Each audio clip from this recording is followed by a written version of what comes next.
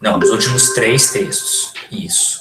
Agora nós temos a Sociologia nas Escolas entre 72 e 95. A Maiara e o Tarcísio vão falar desse período para nós. Depois vamos falar entre 96 e 2016. E, assim, quase casando, né, quase colado nisso, a Luana e a Bia vão falar da BNCC e a sociologia na BNCC, o texto da Inês e do Neto, que faz essa discussão dos três tempos da BNCC, né? Então, vamos lá? Maiara e Tarcísio agora.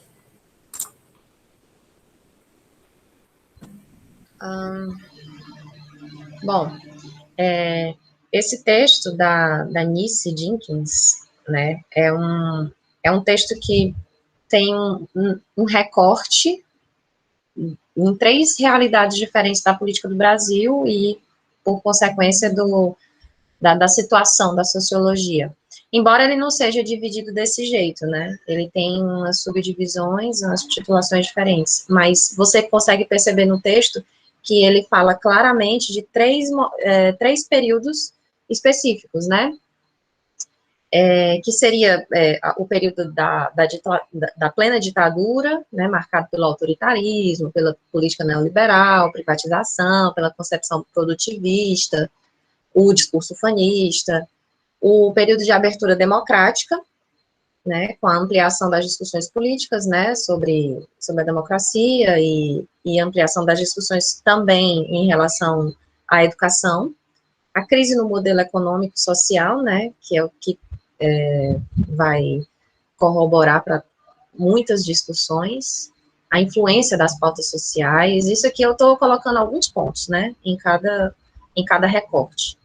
Então, além desses 2, ela vai finalizar, né, que chega até 95, o texto, vai finalizar com o período de redemocratização, com o que o nosso colega Tarcísio vai falar, que é a forte influência, né, das concepções neoliberais, né, uma divisão de projetos políticos para o país, o esforço em construir uma nova Constituição, né, bem diferente das que foram colocadas até então, ampliação das entidades científicas, acadêmicas, e outros acontecimentos que foram fundamentais para compreender o desencadeamento da sociologia no ensino básico, né, que acaba se condensando com a própria história da educação do país, né? Vários autores que a gente lê se referem a isso, a história da sociologia no Brasil e a própria história da educação no Brasil. Então, quando a gente compara, até em relação a esse recorte, o texto da Beauty faz um recorte um pouco menor, né? O recorte dela delimita mais um espaço de tempo até a ditadura militar, e depois ele vai comentando sobre o período de redemocratização. Mas ele destaca acontecimentos bem relevantes, né? Voltando para o primeiro texto, né, um desses acontecimentos também muito importantes, dentro da primeira fase, que eu falei para vocês, que era de plena ditadura, a gente tem o fato de a sociologia não estar configurada no currículo, né, que a gente vê isso, né, desde 42, com a reforma Capanema, que já foi mencionada aqui. Então, como ela não atendia aos interesses políticos à época, né, seria melhor resgatar outras formas de pensar a sociedade do ponto de vista da doutrinação ufanista, capitalista e de conhecimentos cívicos, e aí que há a decisão de retomar com disciplinas que já fizeram parte, né, do currículo nas escolas anteriormente, que é a USPB e a educação moral e cívica, né. A USPB, por exemplo, ela estava presente, né, no currículo desde de 61, na época da LDB da época, e visava dar uma instrução uma instrução para o exercício da cidadania, né? A OSPB, como já foi mencionado até hoje aqui, ela, na realidade, ela bebe muito de alguns conceitos iniciais da sociologia, né? E isso faz com que o fato dela estar inserida no currículo seja suficiente para explicar os fatos que permeavam a sociedade. O que desconstrói um pouquinho o que as pessoas pensam, não se falava sobre isso. Na verdade, se falava. O que não se aplicava era a contextualização disso, que é própria da sociologia. Então, a USPB, essa disciplina acabava tirando, né, esse rigor crítico que a sociologia, com o tempo, foi construindo, né, através, que também não começou assim, mas que com a sua retirada, perde esse caráter de descontextualização, né. A educação moral e cívica, isso tem uma descrição bem bacana no texto, né, eles falam bastante da presença dessas duas disciplinas. A educação moral e cívica, ela tinha aquele cunho mais ideológico, né, o propósito, gente, desculpa, minha filha tá chorando pencas ali. Aí, assim, tinha esse cunho mais ideológico, né, de formar as juventudes na perspectiva mais ufanista, com forte inspiração fascista, né. E vale salientar também que essas disciplinas, elas revelaram como o sistema educacional estava atrelado aos processos sociais da época, né. A Nice vai falar isso no texto dela. O que faz lembrar das tentativas atuais, né, e aí eu me remeto a isso, de limitar as disciplinas como a sociologia no currículo das escolas. E aí eu queria ler um trechinho do texto da Meiut, que fala sobre isso. Nesse momento, ela fala aqui na página 5, a sociologia se viu paradoxalmente objeto de representações contraditórias, aliás, um pouquinho antes. Por um lado, seu passado escolar condenava pelo que tinha de antidemocrática, e por outro, sua atualidade acadêmica reconhecia sua contribuição, não obstante difícil, né, para a democratização. Esse fenômeno pode ter favorecido para que não constituíssem no período agentes capazes de protagonizar sua reintrodução no ensino secundário. Então, a falta de força para que a sociologia voltasse nos currículos, na realidade, representou aspectos políticos, como eu já falei, e também o fato de você já ter disciplinas que, teoricamente, poderiam substituí-la, né? Então, nesse cenário, a gente tem a expansão do setor privado também, o que acontece? Se o setor da educação básica, ela tem pouco investimento, né, amplia-se muito na concepção da educação tecnocrata e da educação de nível superior, né, tem-se a expansão do setor privado nas estruturas acadêmicas das universidades. A ideia era desenvolver, mas dentro dos moldes estabelecidos pelo regime, né, que era então vigente, que era o regime ditatorial. Daí porque a gente vê muitos avanços econômicos, mas pouco investimento no ensino básico e a precarização da formação de professores, que é até uma pauta que vai ser levantada mais adiante, né. O ensino tecnocrata, e certamente a mudança nos currículos para dar sustentação às políticas da ditadura, com a reforma da educação básica, elas vão fazendo com que as disciplinas de humanidades percam, né, a força, saiam mais, fiquem mais nessa realidade de repressão. E aí a gente vai chegando, né, depois de todo esse período de muitos insucessos em relação à educação básica, né, à exceção do ensino superior, a gente vai chegando nos anos 80, já com o que a gente vê nos anos 80 era uma pressão maior do retorno à democracia, porque o regime econômico já não respondia à realidade. Então, as questões levantadas, né, o papel das minorias, tudo isso vai culminar para que a sociologia ela entre novamente em debate, aliás, amplie o debate para sua reintrodução no currículo, e assim possa galgar mais espaços, até mesmo dentro do ensino básico, né, com o retorno dela. Vários decretos aí vão permitir a ampliação dos debates sobre o currículo, profissionalização do professor, orientação acadêmica, né, e a própria organização dos sociólogos. E aí, essa partezinha o Tarcísio vai adentrar mais especificamente. Ok, boa noite aí para o pessoal, mais uma vez. Continuando um pouquinho aí da fala da Maiara, que foi bem legal, né, bem objetiva também. E assim, do que a gente falou, né, do que a gente tinha combinado, de ver uma questão de algo que nos chamou a atenção, né, quando estava fazendo essa divisão dos textos, das partes do texto, é esse período, que ele é muito interessante, por ser um curto período em que há tantas mudanças, né, uma efervescência aí, algo que a gente discutiu e chamou muito a nossa atenção. Nesse sentido, essa segunda parte, digamos assim, né, que vai aí da década de 80 até a LDB, a autora, ela divide o texto, na verdade, em alguns pontos também, né? Um dos pontos é sobre a luta democrática, né, nesse período que, como o Maiara já falou, como outras pessoas também já falaram, ela se confunde com a própria presença da sociologia, né? Não seria para menos também. E depois um período em que de desafio para a implementação da nova lei, depois da Constituição.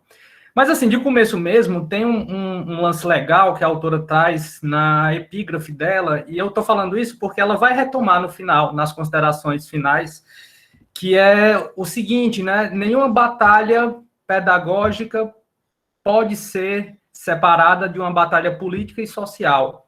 Essa epígrafe é de um pedagogo italiano, Mário Manacorda ou Manaconda? Deixa eu ver aqui. Mário Manacorda. E, enfim, né, assim, já traz assim um pouco à luz do que vai ser esse debate, né, de que não tem como dissociar as coisas.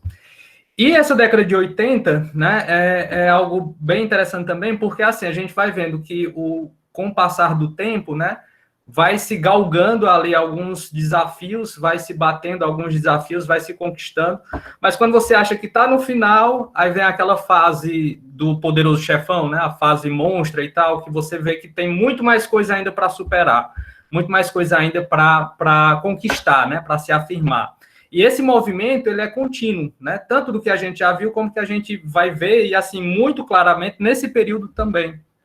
Porque, por exemplo, nesse começo da década de 80, né, existem ali dois projetos políticos, né, que se degladiam. Um projeto que envolve o que ficou conhecido como o Democrático Popular e o Consenso de Washington, né? O Democrático Popular teria o viés direcionado para as pautas dos trabalhadores, né, com a presença do Estado, nesse sentido. E o outro, o Consenso de Washington, seria vinculado à questão neoliberal, para favorecer os proprietários, a elite, de um modo geral. Então, esse debate, né, essa Guerra Fria, né, ela é presente nessa década de início. Bem, temos esse cenário de embate entre esses projetos, e algo também é significativo que, nesse início da década de 80, algumas organizações sindicais estão tendo mais força, né? Alguns partidos políticos estão aparecendo, o próprio PT, né? Ele é de 1980, né? Ele é de 80 e tal. Além da organização sindical, dos partidos políticos, a gente tem aí também a efervescência dos movimentos sociais, tem também o recrudescimento das manifestações sociais, que é algo também muito, muito louvável, e que contribui, né, para essa dinâmica toda. Pois bem, já que a gente está chegando, né, galgando isso, vem o grande desafio. O grande desafio seria ainda o ensino tecnicista, né? O ensino tecnicista ainda difundido, né, muito atuante e dificultando ali o entrave para um pensamento crítico, né, um pensamento mais amplo. Essa questão do ensino tecnicista, né, ela só em 82 que ela deixa de ser compulsória, né? O ensino profissionalizante com viés tecnicista deixa de ser compulsório. Mas os desafios e os embates, né, vão continuando, vão permanecendo. Depois desse desafio ainda de passar, né, do ensino tecnicista que era presente, ainda é presente, a década de 80 traz também algumas outras situações interessantes, né, e pertinentes para o nosso diálogo. Existe a retomada dos encontros nacionais, né, os encontros nacionais que muitos foram sedimentados, digamos assim, pela própria Organização dos Sociólogos do Brasil, né, aliás, a Associação dos Sociólogos do Brasil, a AOB, isso, e como que apesar de ser a Associação dos Sociólogos no Brasil, de 77, mas que está vinculada a essa gama de movimentações e favorece com que outros estados, né, agora, assim, isso aconteceu em São Paulo, mas outros estados também têm a sua participação ou a sua autonomia nessa retomada, né, e nessa tentativa da sociologia para o ensino básico, né? São Paulo em 82, 83, né? 84 existe um concurso público, que é algo também interessante de se perceber, como que é um desafio, assim, já que não há uma estrutura, né? Já que, como Mayara falou há pouco também, de que existia um investimento em universidades, em cursos, mas um investimento voltado para as elites, né? Então, assim, o concurso público é uma alternativa de que, então, é o que nós temos para hoje, então vamos fazer isso. Então, isso aconteceu em São Paulo, em 84, né? Um pouco mais adiante no Rio de Janeiro, em 89, nesse mesmo ano de 89, em Minas Gerais, no Pará, né? São registros que a autora traz. Em Brasília, tem uma questão interessante também, em 84, 85, existe um concurso também em Brasília. E, por fim, existe também a questão de Santa Catarina, né, que apesar de ser em 91 já, né, mas tem uma proposta ali de tentar ter autonomia para o retorno da sociologia no ensino básico. Essa primeira proposta aconteceu em 91, mas ela só vai efetivar, digamos assim, em 98. Né? Pois bem, lembrando o lance de procurar sempre, né, cumprir esses desafios, e mesmo assim ainda ter o desafio lá maior, quando se tem ali um horizonte de presença, né, de autonomia dos estados, mas falta ainda material didático e conteúdos programáticos para a sociologia. Não é à toa desde 42 excluída, né? Qual é o material didático que se vai ter, né? Oi, professor? Tá mudo. Não, desculpa, não quero te interromper, que tá muito bom, mas é que eu fico falando, assim, pensando nessa fase. Os manuais lá de trás, do Fernando de Azevedo, do Gilberto Freire. Exatamente, né? E tem também um lance de ver isso como algo positivo, porque estimulou, né, a produção de novos materiais, né, a organização, e isso fomentado também pela associação, né, de 77, mas que teve essa grande influência. Pois bem, depois desses contextos, né, dos estados, essa forma autônoma, né, e meio que responsável, né, de fazer com que as coisas acontecessem, a década de 80, a autora diz que tem esse lance de contribuir, né, de ser contribuinte por essa gama de efervescência social e política que existia. Até a Constituinte e a Constituição de 88. Porque aí já entra no segundo ponto da autora, que é a questão da nova LDB e dos novos e velhos desafios, né? As coisas permanecem, de novo os desafios e de novo o poderoso chefão lá dificultando as coisas. De 88 para a LDB de 96, né? São 8 anos, né? Quase uma década. E a proposta inicial, ela é totalmente modificada. Totalmente não, mas como a autora coloca também, ela é muito modificada.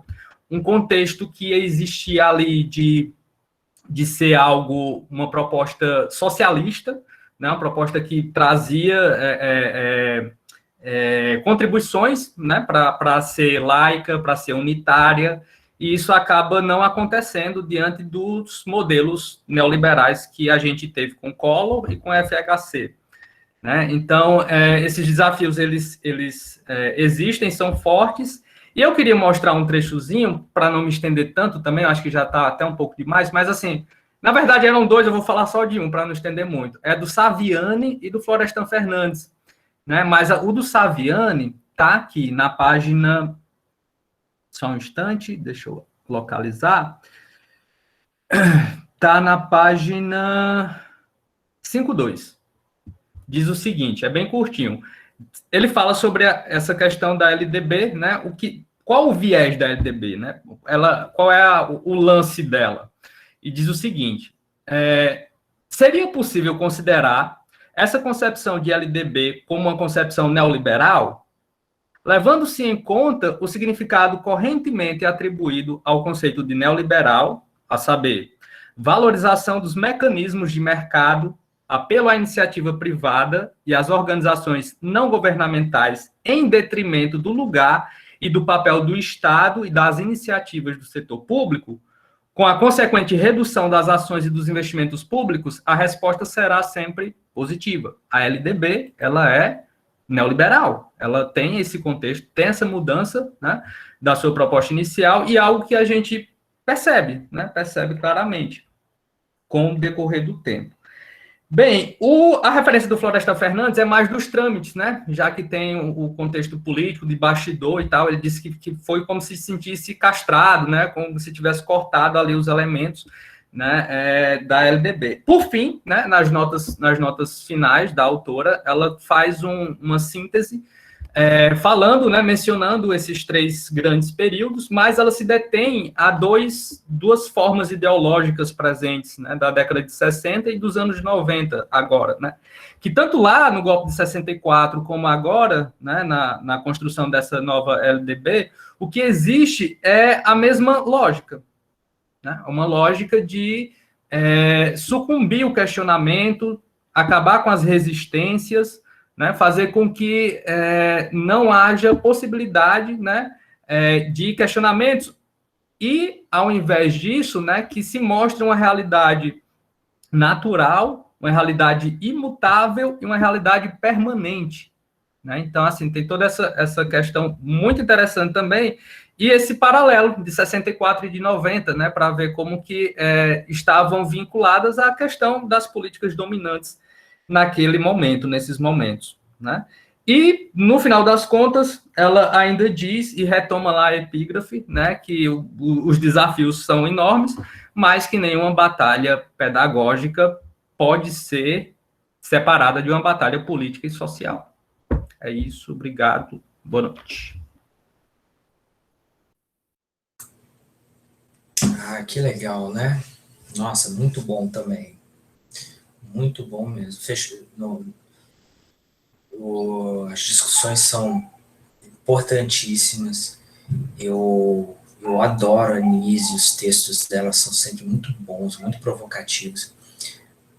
Mas essa comparação da LDB de 96 com a de 71, para o momento que nós estamos vivendo, eu acho infeliz. Porque... e aí, assim, eu acho que os próprios termos que a gente experimentando observar as intermitências do ensino de sociologia, nós vemos que nós temos momentos mais e menos democráticos no debate em torno da educação. O momento de 96, ele, claro, acaba esgarçando para o lado neoliberal, e os sujeitos que estão em questão, realmente, são esses. E eles não assim, achei muito bem pontuado você ter trazido, viu, Tarcísio, essa discussão sobre os projetos nacionais em disputa, que ela reconhece ali, a partir dos anos 80.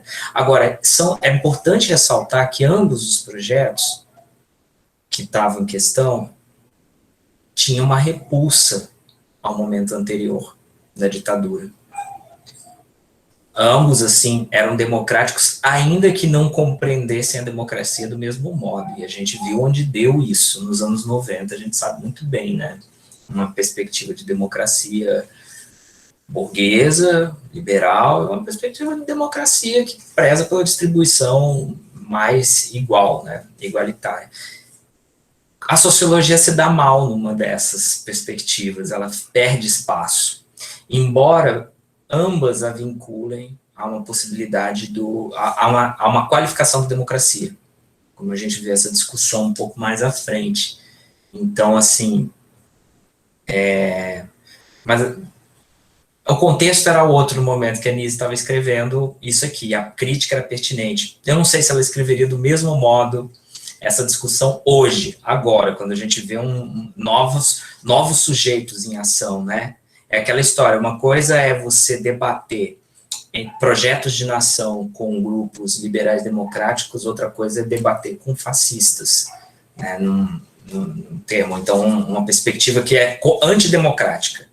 Uma coisa é um debate dentro de um sistema democrático, e é o que a gente estava vivenciando nos anos 80, né, assim, vários projetos pulverizados, há uma descentralização, vocês mencionaram, né, Maiara mencionou, né, os diversos decretos que vão permitindo as possibilidades de formação de currículos estaduais. Aí nós temos várias experiências de implantação de sociologia, os concursos. Tem como sujeito novo nessa conversa os sindicatos, né? São agentes que entram nessa discussão para valer, né?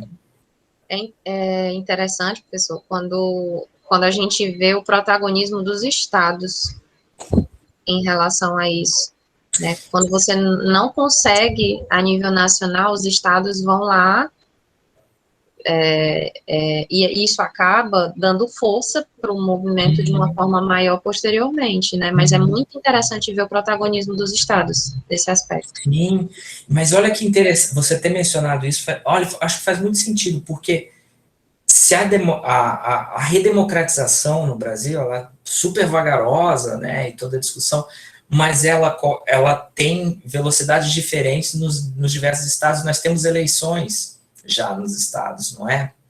Nós temos ali essas possibilidades. Então, o que acontece? Nós temos umas discussões mais democráticas em nível regional. Nacional, a coisa vai perdendo a centralização nessas discussões, mas a nível local nós começamos a ter. E curioso, olha de novo uma ponte com hoje.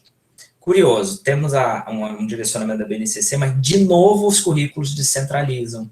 E aí então nós temos propostas progressistas e temos propostas conservadoras no Brasil. Dependendo do estado que você pisa, você vai ter mais escolas militarizadas, e dependendo do estado você tem mais escolas com mais espaço para filosofia, para sociologia, para arte. Em outras você não tem, os espaços ficam mais reduzidos. A discussão descentralizou novamente. Aí, o pacto é muito difícil de ser feito. Nossa, e aí a leitura da Nise aí fica perfeita, né, Tarcísio? Você traduziu, assim, lindamente. Porque aí são aquelas tensões e a frustração do Florestan, né, de identificar, e ele lutou nesse processo, né, ele luta olha o Florestan aparecendo, né, ele só não está em 32 porque ele é muito novinho, mas ele briga lá em 54, assina em 59, está na disputa em 61 na LDB, aí tem um regime militar, ele sai, não consegue mais participar, né, porque é silenciado, né, completamente, mas assim que tem a reabertura democrática, é constituinte em 86, participa das discussões diretamente da LDB e morre em 95, né? Não chega a ver ela assinada pelo Darcy Ribeiro, mas já sabia para onde ia parar. Então, eu acho que estudar a presença e a ausência da sociologia no na educação básica passa necessariamente pelo Florestan Fernandes. Aí outra coisa que vocês mencionaram que eu gostei, sobre esse, aí quando começam a ter esses projetos de ensino de sociologia na educação básica nos anos 80, com o que se ensina, né? Quem é que vai ensinar como, com qual material? Pois é. E aí tem uma profusão de novos livros que são produzidos, e são livros variadíssimos, são muito interessantes. Gente, tem pouca pesquisa sobre isso, vocês acreditam? E é um lugar,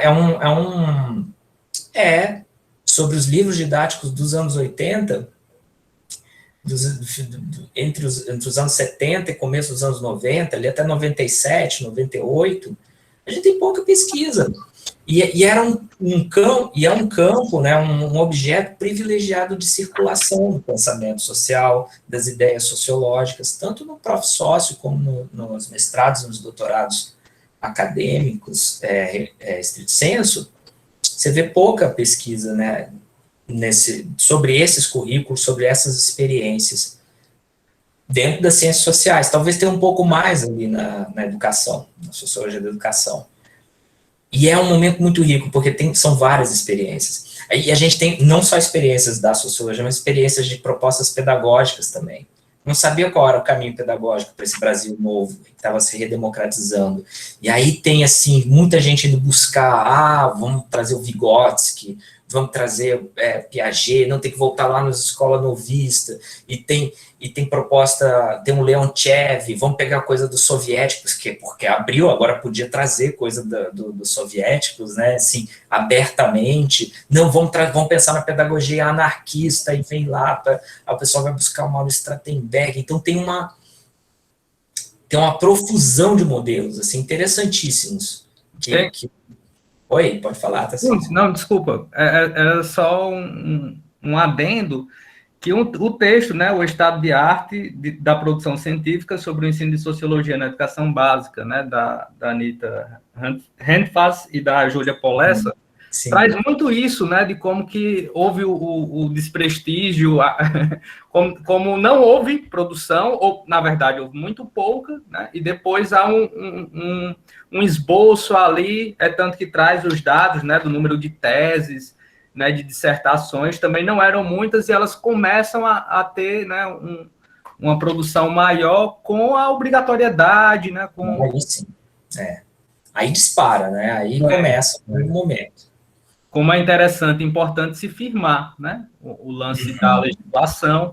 Algo interessante também da legislação, da profissão de sociólogo, que a Mayara tinha falado um pouquinho antes, né, de como que em 84, né, na verdade, 82, 83, 84, tem essa diferença de proposta, né, da resolução e do projeto mesmo, para colocar o sociólogo como profissão, né? E isso, na metade da década de 80, só vai ter um retorno em 2011, com o deputado Chico Alencar, do pessoal do Rio de Janeiro, né, que ele tenta tirar uma hierarquia daquele profissional que poderia dar aula de sociologia, né, porque a princípio eram os bacharéis, depois eram os que tinham curso similar no exterior, para depois serem os licenciados. E essa discussão, né, 2011... ainda. Todo mundo podia dar aula de sociologia, menos o professor de sociologia. Aquele que se preparava especialmente para isso. Completamente absurdo, né? Muito bom. Mas só mais uma curiosidade nessa época, vocês talvez conheçam um ou outro dos livros didáticos dessa época pensados para sociologia. Entre eles, tem um livro da Cristina Costa, que foi um livro que circulou bastante, foi produzido nesse contexto. Tem um livro do Pécio Santos, também. Tem um livro do Paulinho Guareschi, de Sociologia Crítica, do Mexenas, lá de Santa Catarina, que estudava esse contexto, e o livro original do Tomasi, do Sociologia para o Ensino Médio, que depois acabou sendo adaptado para entrar no PNLD. Aí o PNLD é um marco, né? Esses livros, essa galera que vendia livro nos anos 80 e 90, eles não conseguem passar no edital do PNLD, porque eles não adaptam suas obras.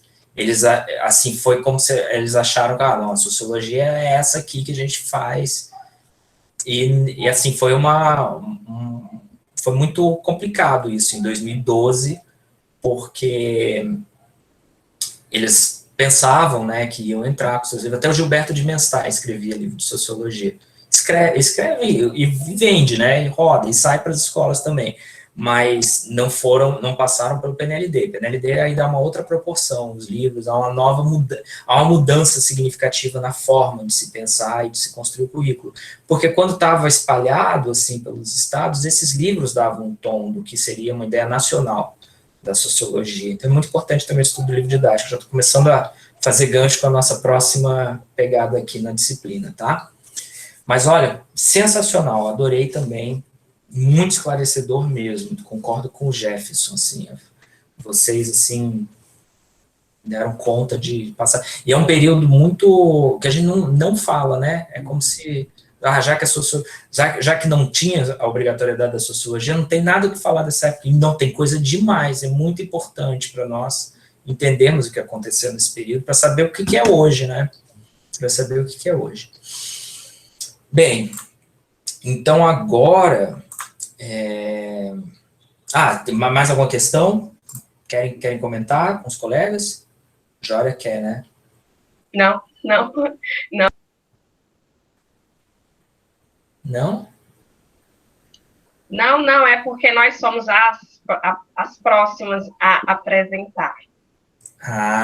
Não, maravilha. Então já passamos para vocês, para falarem, a Jória e a Daniela, vamos falar do período entre 96, pós-LDB, né, esse marco, LDB, que tem os elementos desses dois mundos, né, desses dois projetos ali, não conciliados, claro, pende mesmo para um lado, tanto pende que foi o lado vencedor no princípio da redemocratização, mas convivia democraticamente com o oposto, né, com seu antagonista ali político, mas não, e ambos rejeitando aquele passado mais autoritário.